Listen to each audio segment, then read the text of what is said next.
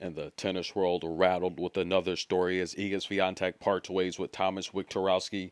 What do you guys think, ladies and gentlemen? This video is brought to you via the Doctrine of Fair Use to Fair Dealing, and we're also covered under the Digital Millennium Act. Iga Swiatek, the world's number one. We knew something was going down. We heard it through the rumor mill that Iga Swiatek will be parting ways with Thomas.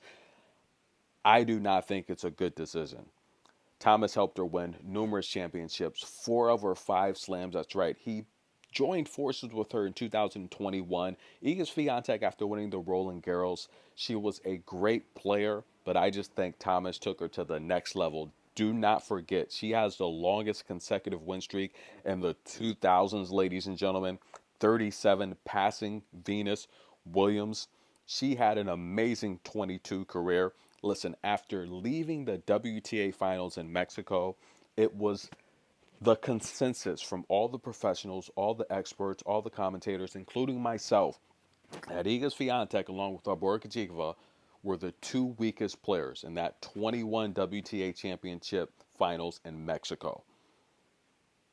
Thomas would take her game to new heights, ladies and gentlemen. They worked very hard in that off season, and she came back with a much better serve, accurate serve placement. Her footwork was a lot better, and her power, insane, ladies and gentlemen. And she just took the tennis world by storm. Ashley Barty retired.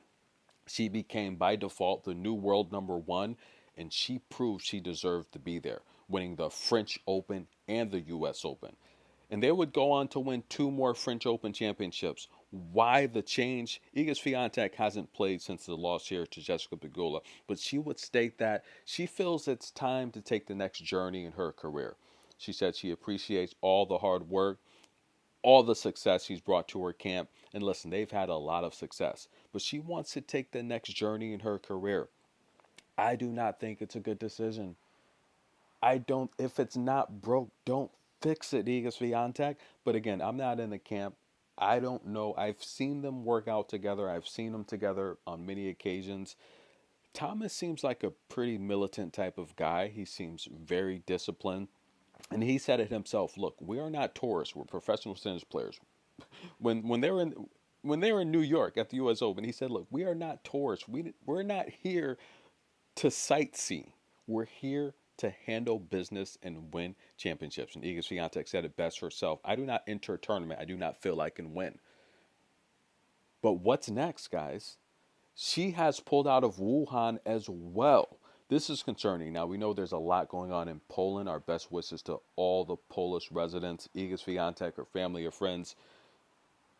There's a lot going on in the world. There's a lot going on in the tennis world. And mental health is a serious issue. We've seen a lot of the top players over the years take mental breaks, mental leaves. And with the schedule being so grueling, Iga Swiatek being so consistent and so dominant the last few seasons, maybe this is just her way of taking a break, changing gears, and maybe developing her game more in areas she feels she needs to. I don't think she needs to develop anything. I think she's perfect the way she is.